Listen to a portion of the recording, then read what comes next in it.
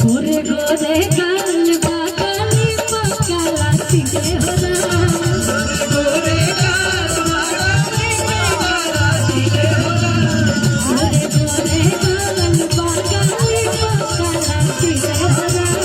गोरे गोरे गाल बागाली पकाला सीखे हो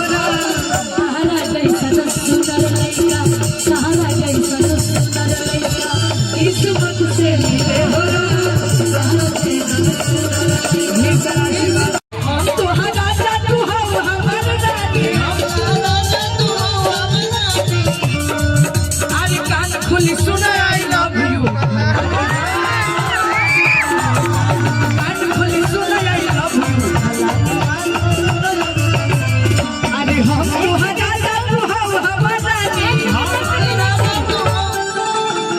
पापा जी की तरफ से आशीर्वाद मिलता कहते रहे हम तो राजा तो हमारा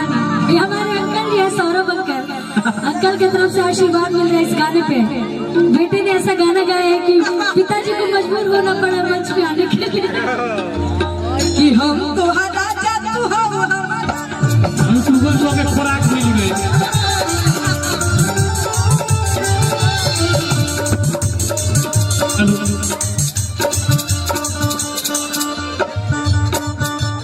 हम तो राजा तू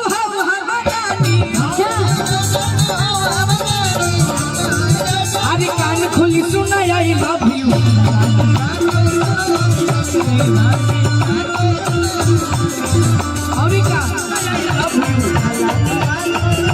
अरे हम तो राजा तू पापा जी की तरफ से आशीर्वाद मिलता कहते रहे हम तो राजा तो हमारा ये हमारे अंकल जी है सौरभ अंकल की तरफ से आशीर्वाद मिल रहा है इस गाने पे। बेटे ने ऐसा गाना गाया है कि पिताजी को मजबूर होना पड़ा मंच पे आने के लिए कि हम तो राजा तू यूट्यूबर के खुराक मिल गई।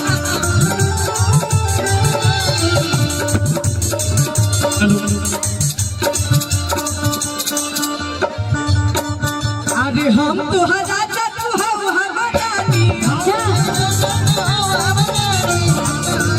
अरे कान खोली सुना आई लव यू